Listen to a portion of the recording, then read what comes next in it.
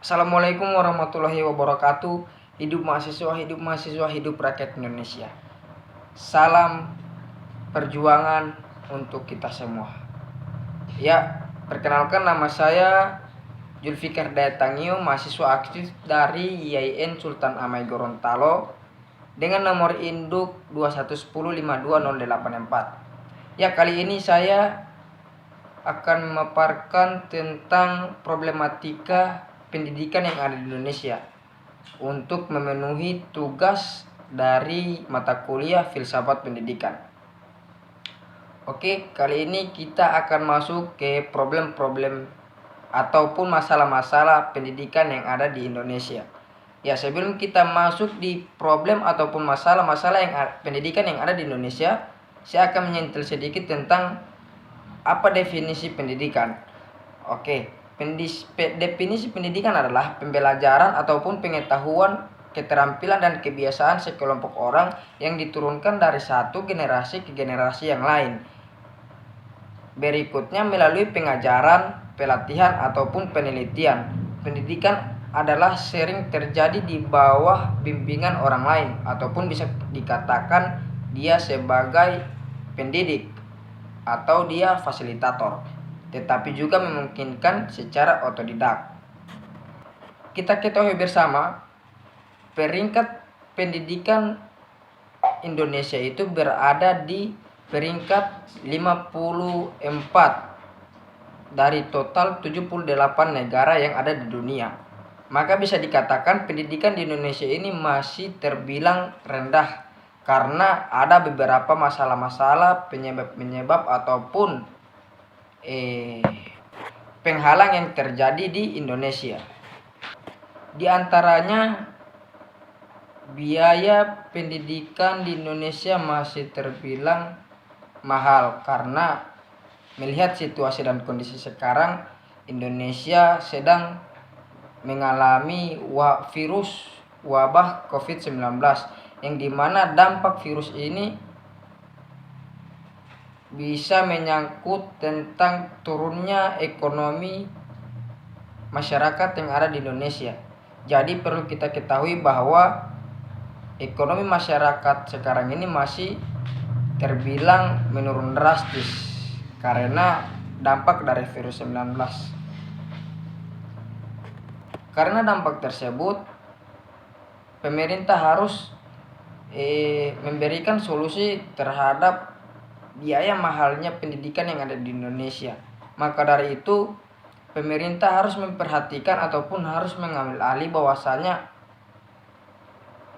harus menurunkan biaya pendidikan yang ada di Indonesia supaya generasi-generasi yang akan datang bisa melanjutkan program studinya untuk bagaimana kemudian mereka bisa melanjutkan pendidikan dengan biaya yang mereka mampu. Problem ataupun masalah yang kedua, memberikan bantuan beasiswa. Ya, menurut pendapat ataupun pandangan saya yang saya amati atau saya lihat dari lapangan, bahwasanya bantuan beasiswa yang ada di Indonesia ini belum bisa dikatakan merata dikarenakan ada salah satu orang yang mengurus data-data ataupun berkas-berkas agar bagaimana kemudian dia bisa mendapatkan beasiswa, akan tetapi dia di drop dikarenakan kurangnya tanda kutip itu orang dalam.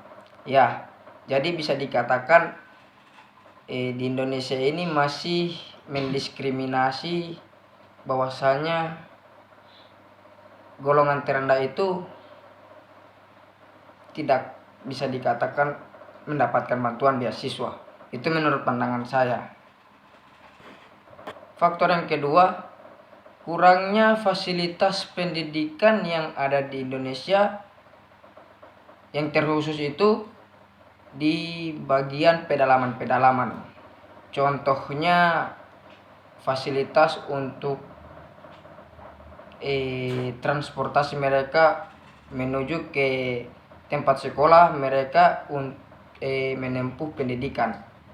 Karena saya melihat bahwasanya ada tersebar di sosial media di daerah terpencil, mereka menuju ke tempat sekolah itu lagi menyeberang jalan, menyeberang sungai,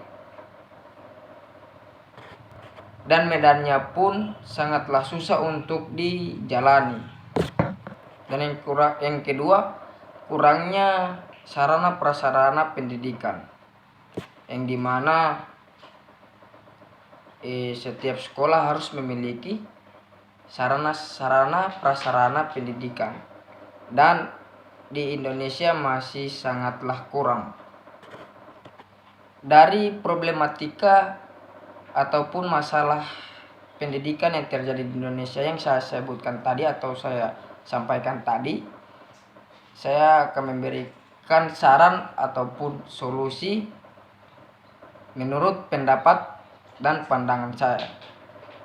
Yang pertama, pemerintah harus memperhatikan lebih dalam lagi tentang pendidikan yang terjadi di Indonesia.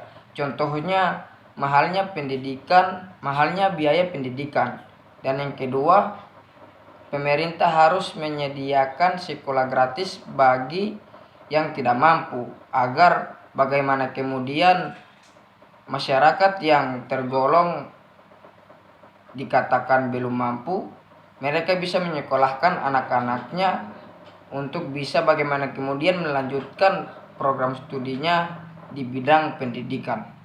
Oke, hanya itulah dari saya. Mohon maaf bila ada kata-kata yang mungkin menyinggung ataupun menyakiti hati dari teman-teman semua. Oleh karena itu saya lakukan agar bagaimana kemudian pendidikan di Indonesia itu lebih berkembangnya lagi. Jadi problem-problem yang saya sampaikan itu adalah bentuk kepedulian saya terhadap pendidikan yang ada di Indonesia.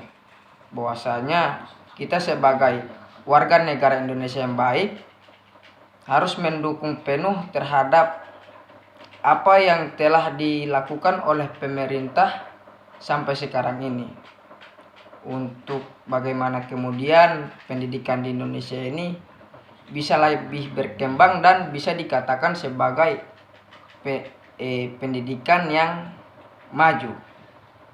Itulah dari saya. Sekian. Wallahu musta'an, wallahu muwaffiq ila aqwamit thoriq. Wassalamualaikum warahmatullahi wabarakatuh. Hidup mahasiswa, hidup rakyat Indonesia. Salam perjuangan.